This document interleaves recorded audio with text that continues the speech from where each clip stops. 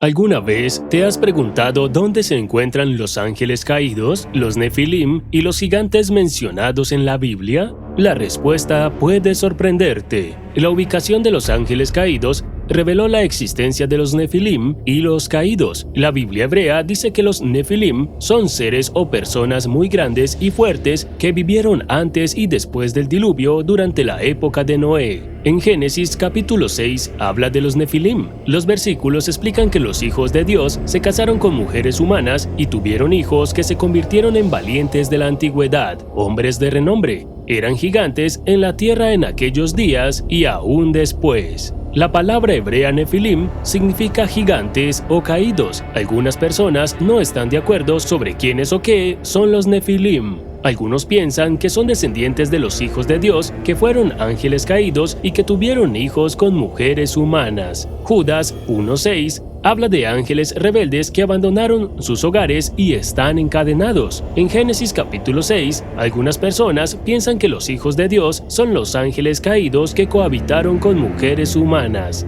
Esta unión resultó en la aparición de los Nefilim, también conocidos como caídos o gigantes. Algunos expertos en la Biblia creen que Jesús habló a espíritus en prisión, como se menciona en 1 de Pedro capítulo 3, versículo 19. Sugieren que esto podría significar que Jesús habló a ángeles que pecaron en Génesis capítulo 6 y Judas capítulo 1, versículo 6. Estos expertos también piensan que los hijos de Dios en Génesis capítulo 6 eran ángeles caídos que tenían relaciones con mujeres humanas, lo que resultó en los Nefilim.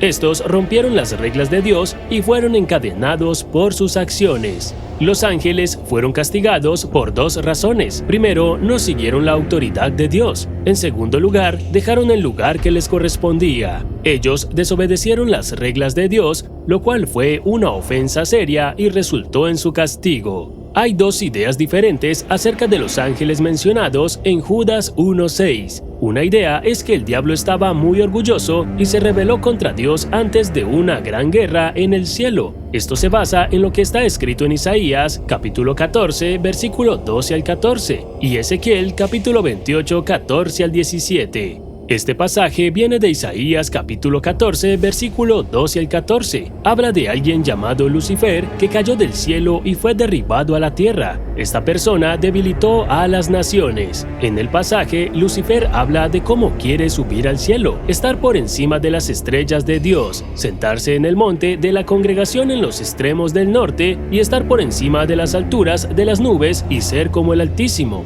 En Ezequiel capítulo 28, versículos 14 al 17, está escrito que la figura a la que se dirige fue una vez una autoridad respetada, designada por poder divino para servir como protector. Esta figura había habitado en un lugar sagrado y se movía entre piedras ardientes. Inicialmente, esta figura se había comportado perfectamente desde el momento de su creación, pero finalmente cayó en la mala conducta. El comportamiento poco ético de la figura estaba ligado a su acumulación de riqueza, lo que condujo a una transformación interna que generó violencia. Como resultado de sus transgresiones, la figura fue exiliada y destruida por la autoridad divina. La caída de la figura fue causada en última instancia por su vanidad y el mal uso de su conocimiento, lo que resultó en un final humillante ante los espectadores. Satanás y sus seguidores se sintieron insatisfechos con sus posesiones y optaron por rebelarse contra Dios. Estos ángeles caídos estaban descontentos con sus roles espirituales y unieron fuerzas con Satanás en un intento de derrocar a Dios, lo que los llevó a ser expulsados de sus filas. La rebelión fue dirigida por Satanás y una tercera parte de los ángeles, y esta es la primera creencia a qué grupo de ángeles caídos se refiere Judas en el capítulo 1, versículo 6. La segunda interpretación es que estos ángeles son los hijos de Dios mencionados en Génesis capítulo 6, versículo 2, quienes tuvieron relaciones con mujeres humanas en Génesis capítulo 6, versículos 1 al 4. La mayoría de los estudiosos de la Biblia apoyan este punto de vista porque se sabe que Satanás está libre y presente en la tierra, a diferencia de los ángeles encarcelados. Por lo tanto, los ángeles encarcelados deben haber cometido una ofensa diferente a la de Satanás, lo que explica por qué su castigo es distinto. Ya sea que se alinee con la primera o la segunda escuela de pensamiento, hay un hecho definitivo. En este momento, los ángeles, tanto caídos como no caídos, están confinados en una prisión de oscuridad por Dios. Estos ángeles caídos están actualmente detenidos por Dios y permanecerán así hasta el día del juicio final, cuando serán sentenciados. En 2 de Pedro, capítulo 2, versículo 4, Pedro mencionó la ubicación de los ángeles caídos. Afirmó que estos ángeles pecaron y Dios los arrojó al infierno, entregándolos a cadenas de oscuridad para ser reservados hasta el juicio final. Pedro usó el destino de los ángeles caídos como una advertencia para los creyentes en los siguientes versículos. Advirtió que si Dios no perdonó a estos ángeles y en cambio los encadenó en la oscuridad hasta el día del juicio, entonces esta generación malvada actual tampoco sería perdonada. Pedro también hizo una comparación entre la destrucción del primer mundo con el diluvio en el tiempo de Noé y el juicio inminente sobre esta generación. Hizo hincapié que si Dios no perdonó al primer mundo, entonces esta generación malvada tampoco sería perdonada. Por lo tanto, podemos obtener información valiosa del sufrimiento actual de los ángeles caídos. Estos ángeles que se rebelaron contra Dios ahora están encarcelados en la oscuridad. Los versículos 4 al 9 del capítulo 2 de 2 de Pedro destacan una lección importante sobre el pecado. Sin falta, Dios juzga el pecado, ya sea en el individuo que lo cometió o en su Hijo en la cruz. Por lo tanto, debemos abordar los temas del pecado y el arrepentimiento con mucha seriedad. No podemos darnos el lujo de asumir que la misericordia de Dios siempre estará disponible para nosotros. Como seres humanos, somos excepcionalmente afortunados de que nuestros pecados sean expiados por la sangre de Jesús, un privilegio que no tienen los ángeles caídos. A pesar de esto, no debemos dar por sentada la gracia de Dios al persistir en un comportamiento pecaminoso. Se nos ha concedido acceso a la misericordia de Dios y es nuestra responsabilidad aprovecharla al máximo. Debemos recordar que solo tenemos una vida para vivir y después de la muerte enfrentaremos el juicio.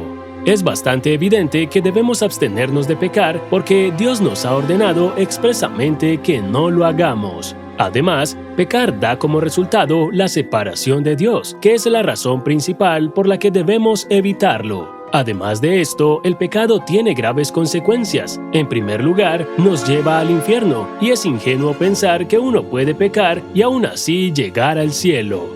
Jesús sacrificó su vida por nosotros para alcanzar la vida eterna, y si lo rechazamos, nos estamos condenando al infierno. Es esencial que entiendas que el fuego del infierno no fue diseñado para ti por Dios. La intención del infierno era castigar al diablo y sus demonios. No es el deseo de Dios que termines en el infierno.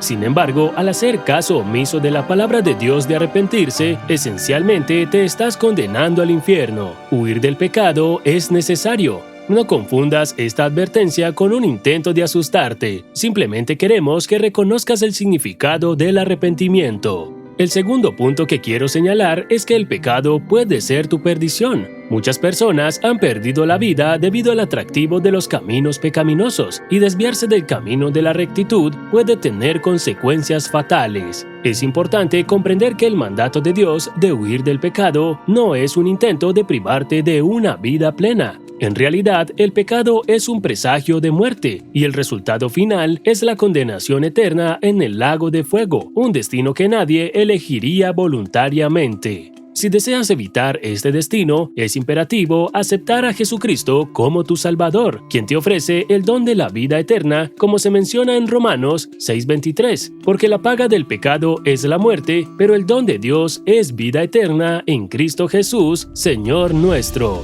En tercer lugar, el pecado no proporciona una satisfacción duradera. Es importante comprender que no importa qué tipo de promesas haga el pecado, ya sea el placer o el dinero que ofrece o el gozo que brinda, nunca podrá satisfacerte verdaderamente. El pecado no puede proporcionar nada que perdure. Puede traer placer por un breve momento, pero incluso si el pecado en el que te estás entregando te da placer para toda tu vida, en el gran esquema de las cosas no durará. Esto se debe a que nuestras vidas en la tierra son fugaces, un mero vapor en comparación con la eternidad. Al considerar una eternidad en el lago de fuego, ¿realmente valen la pena 80 años de placer? Es importante reflexionar sobre dónde preferirías pasar tu vida después de la muerte. ¿Sería en el dichoso paraíso del cielo o en el tormento del infierno?